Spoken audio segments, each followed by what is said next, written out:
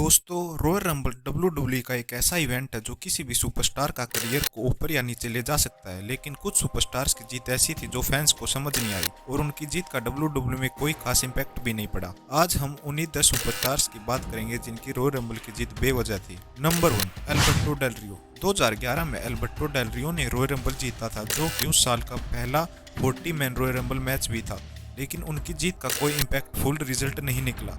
WrestleMania पे as के साथ मैच में भी वो हार गए और उसके बाद उनका कैरेक्टर डब्ल्यूडब्ल्यूई में ऐसे ही फेड हो गया। लोग इनकी जीत को आज भी डब्ल्यूडब्ल्यूई का पॉइंटलेस रंबल विंस में गिनते हैं। नंबर 2, शेमिस का 2012 में रॉयल रंबल जीतना डब्ल्यूडब्ल्यूई ने फैंस के लिए एक सरप्राइजिंग मूवमेंट बनाया, लेकिन उनकी जीत का असली फायदा नहीं मिला। रेसलमेनिया 28 पे शेमिस ने डैनियल ब्रायन को सिर्फ 18 सेकंड में हरा दिया और फैंस काफी डिसअपॉइंटमेंट हो गए क्योंकि वो मैच लंबा और मेमोरेबल होने की उम्मीद थी। ये जीत शेमिस के कैरेक्टर को भी इतना बूस्ट नहीं दे पाई जितना डब्ल्यूडब्ल्यूई ने सोचा था। नंबर 3, बटिस्टा का रिटर्न और 2014 में रॉयल रंबल जीतना ये प्लान डब्ल्यूडब्ल्यूई ने फैंस के एक्साइटमेंट के लिए किया था, लेकिन फैंस ने इसे काफी बुरा माना। डैनियल ब्रायन को इग्नोर करके बटिस्टा को जीतना फैंस को एकदम पसंद नहीं आया और उन्होंने बटिस्टा को बू किया। ये जीत उनके कमबैक को भी हर्ट कर गई और उनका पॉपुलैरिटी भी वैसे नहीं रह पाई।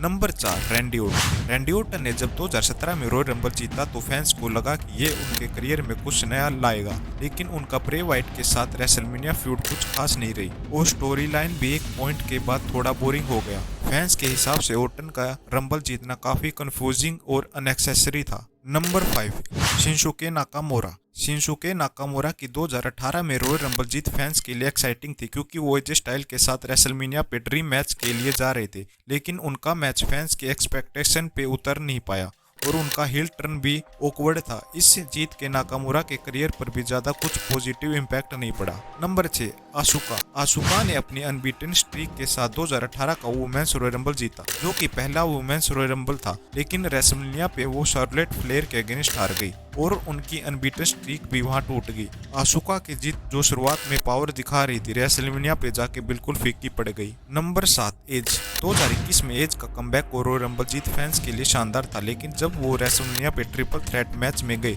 रोमन रेंस और डैनियल ब्रायन के साथ, तो फैंस को वो इमोशन नहीं मिला जो वो एज के लिए एक्सपेक्ट कर रहे थे। इस जीत का एज के कैरेक्टर पर ज्यादा कुछ फर्क नहीं पड़ा और उनकी स्टोरी लाइन में रेलेवेंस भी धीरे धीरे कम हो गया। नंबर 8, ब्रोक लेसनर ने 2022 के रॉयल रंबल जीत के एक और रेसलमेनिया मेन इवेंट पे लिया, लेकिन इसकी जरूरत भी नहीं थी। ब्रोक के पास उस वक्त डब्ल्यूडब्ल्यूई चैंपियनशिप थी और रोमन रेंस के साथ उनके फ्यूड ऑलरेडी स्ट्रॉन्ग था। रंबल जीतने के उनके कैरेक्टर या स्टोरी लाइन पे कोई खास इम्पैक्ट नहीं पड़ा क्योंकि रोमन के अगेंस्ट उनके मैच वैसे भी होने ही थे। ये जीत उनके पावरफुल कैरेक्टर का एक अनएक्सेसरी रिपीटेशन थी।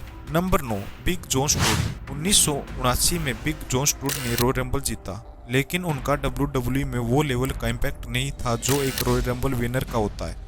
उनका पुश भी डब्ल्यूडब्ल्यूई ने शॉर्ट लाइव रखा और फैंस को भी उनके जीतने का कोई ऐसा खास रीजन नहीं समझ आया। ये जीत भी एक तरह से वेस्ट ही थी। नंबर 10, रोमन रेंस ने 2015 में रॉयल रंबल जीता और फैंस को लगा था कि वो अगले बिग स्टार बनने वाले हैं, लेकिन फैंस को ये जीत बिल्कुल पसंद नहीं आई और रोमन को इतनी बू की गई कि डब्ल्यूडब्ल्यूई को उन्हें over as a top face बनाने में काफी टाइम लग गया। ये जीत रोमन के करियर में उतनी हेल्प नहीं कर पाई जितनी होनी चाहिए थी। तो दोस्तों, ये थे वो 10 सुपरस्टार्स जिनकी रॉयल रंबल जीत बेवजह थी। अगर आपको ये वीडियो पसंद आई हो तो लाइक और सब्सक्राइब जरूर करना और कमेंट्स में बताएं कि आपके हिसाब से और कौन है जो इस लिस्ट में होने चाहिए।